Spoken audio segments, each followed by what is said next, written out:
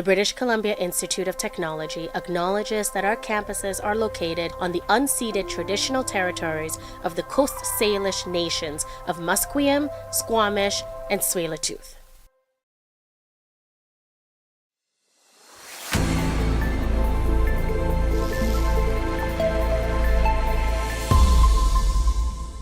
Good afternoon and welcome to BCIT's The Crow. I'm Nate Elms, filling in for Jenny Sung and Avia Boulay.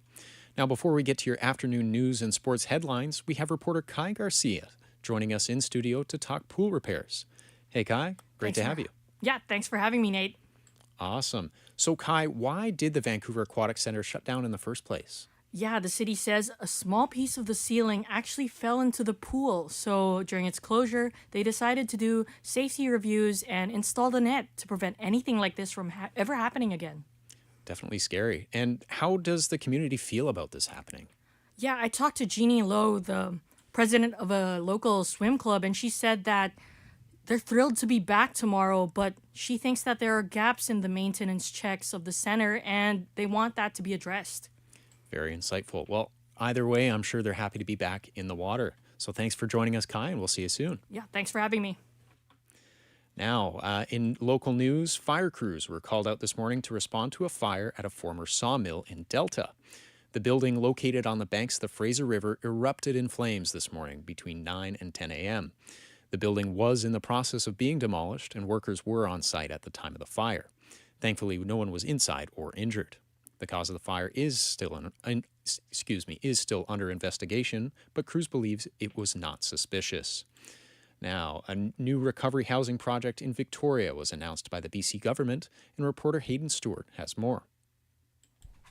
People who have completed early-stage recovery and are ready to prepare for independent living are able to stay in one of the new 20 self-contained units in the province's capital.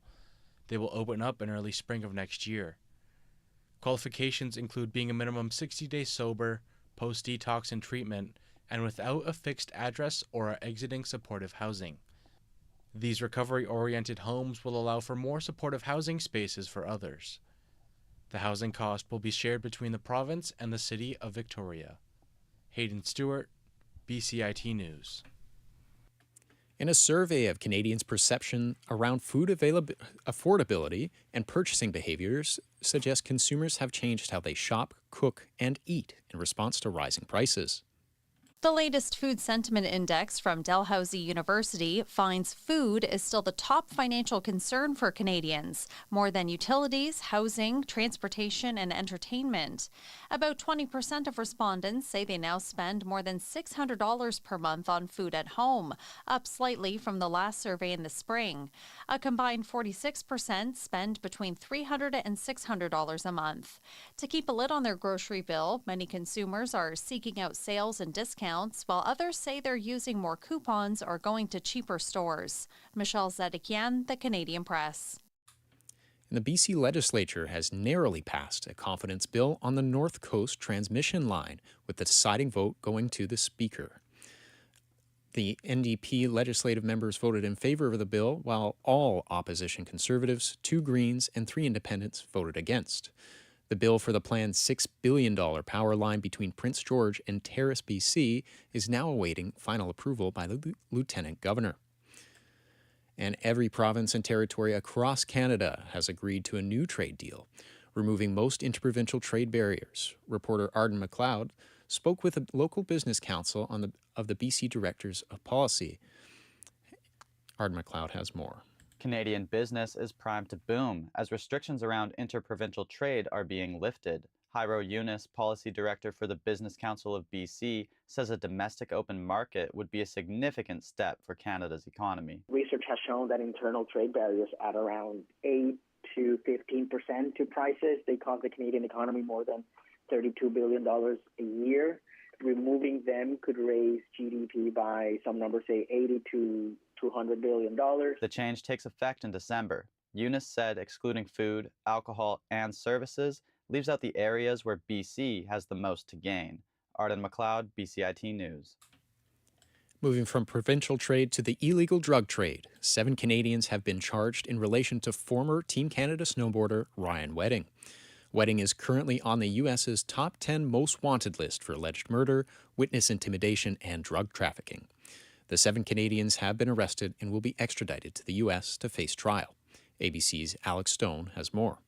Nearly a dozen people are now under arrest linked to Ryan Wedding, a Canadian member of the 2002 Winter Olympics team accused of running a criminal empire. Investigators say he has brought almost $1 billion worth of cocaine into the U.S. each year from Mexico and allegedly had his rivals and even witnesses who were set to testify against him murdered. FBI Director Kash Patel. Ryan Wedding is a modern-day iteration of Pablo Escobar. The FBI now raising its reward to find Wedding to $15 million for his arrest. Alex Stone, ABC News, Los Angeles. From weddings to funerals, former Vice President Dick Cheney's funeral is today. However, President Donald Trump, as well as Vice President J.D. Vance, weren't invited. Former Presidents George W. Bush, Joe Biden, and Vice President Kamala Harris were in attendance. More from ABC's Karen Travers. If you look at who is there in the Washington National Cathedral, it's a who's who of the Republican Party before the era of Donald Trump, which is a very different era here in Washington, D.C. To see President George W. Bush sitting there with former President Biden and their spouses, Kamala Harris there as well. It's so significant to think about what this town looked like and how different things were before the Trump administration. And there is no love lost between the Trumps and the Cheneys. The Trump administration has also revised a website to contradict scientific consensus. The update to the Centers for Disease Control and Prevention webpage has outraged public health and autism experts as it rehashes the repeatedly debunked claim that vaccines cause autism. The Autism Science Foundation said the changes were anti-vaccine rhetoric. Former CDC officials have expressed concern, saying the agency's information on vaccine safety can no longer be trusted. The change is the latest move by President Donald Trump's Department of Health and Human Services to foster uncertainty about long-held scientific consensus. And nearly 3 weeks after the UPS cargo plane crashed in Louisville, Kentucky, the U.S. National Transportation Safety Board is out with new images that give investigators a better idea of what may have caused the crash. The images show the moment the engine erupts into flames and detaches from the plane. ABC News transportation reporter Sam Sweeney has more. This airplane never had a chance, no matter what those pilots did. This was a catastrophic failure, and now they are focusing on metal fatigue cracks around the parts of that engine. And this is exactly why they grounded all of these other jets in the fleet, so they can be inspected.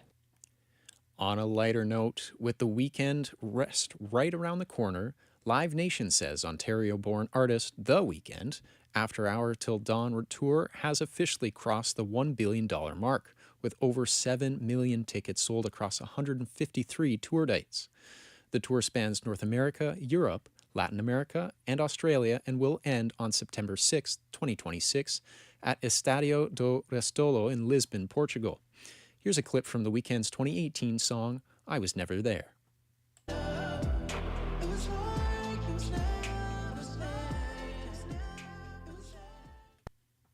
In sports, the Las Vegas Grand Prix will be this weekend, and Lando Norris, McLaren driver, is set to tie David Coulthard as the most tenured driver in McLaren history. The 26-year-old British driver will make his 150th career start, a milestone he's proud to reach. Norris is currently the Formula One standings leader with a lead of over 24 points past Oscar Piastri, his teammate. Despite speculation of tension, Norris insists that he and Piastri have a respectful relationship. Both drivers have won 7 times this season. However, Piastri has struggled to keep pace with his teammate since the summer break. Norris remains focused, taking one race at a time. And looking down the F1 paddock to the Mercedes garage, team boss Toto Wolff has reportedly sold off a 230 million British pound stake in the team. A large figure to be sure, but it is only 15% of his total share in the team. His position and team operations are expected to remain unchanged as the 2025 season comes to an end. The Toronto Raptors are on a roll. Brandon Ingram and RJ Barrett each scored 22 points as the Raptors won their 5th straight game, 121-112 on the road over the Philadelphia 76ers. Toronto has also won 9 of its last 10 games to improve to 10-5 on the season, good for second in the NBA's Eastern Conference. And on the ice, if you're a hockey fan, tonight is your night. 12 games will be played this evening with 5 Canadian teams on the ice. In order of puck drop, the Leafs will be up against the Columbus Blue Jackets and Les Canadiens versus the Capitals at 4 p.m. The Oilers are facing off against Tampa Bay Lightning at 4:30, and the Sens will play the Anaheim Ducks at 7 p.m. And of course, finally, the Vancouver Canucks will challenge the Dallas Stars with puck drop also at 7 p.m. And the UBC women's T-Birds hockey team are breaking records after a 12-game winning streak. Reporter Emma Bolsner has more on how the team is paving the way for more women's hockey. The women's T-Birds are starting off strong this season after making Canada West history last year. Now with 4 new players, the team is staying focused and playing better than ever before. Head coach Graham Thomas is proud of the way the team is playing on the ice this year. Being undefeated, I think that's probably every coach's goal at the start of the year. We're just trying to stick to our process goals and not get focused on the wins and the losses and just kind of keep the group, focusing on that and not the outcome. The T-Birds' next home game is on November 28th against the Saskatchewan Huskies. Emma Bolsner, BCIT News. In the PWHL's 2 newest teams are set to face off in Vancouver tomorrow night. The Vancouver Golden Eyes and the Seattle Torrent will go head-to-head in front of a sold-out crowd at the Pacific Coliseum. For those watching at home, the game will be streaming on CBC, TSN, and Sportsnet. Now, looking at the weather, expect some light rain this afternoon in Greater Vancouver, with temps peaking at 9 degrees and a low of 5 this evening. Join us again next week. This is Nate Elms, filling in for Avia Boulay and Jenny Sung. Thanks for tuning in to BCIT's The Crow.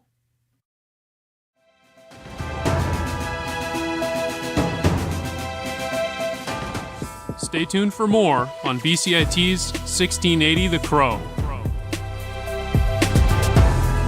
I would recommend this program for anyone that isn't sure what kind of job they want in media, because you learn everything from public relations to communications to video editing, radio, TV. So you do get a lot of experience in all the different fields in media.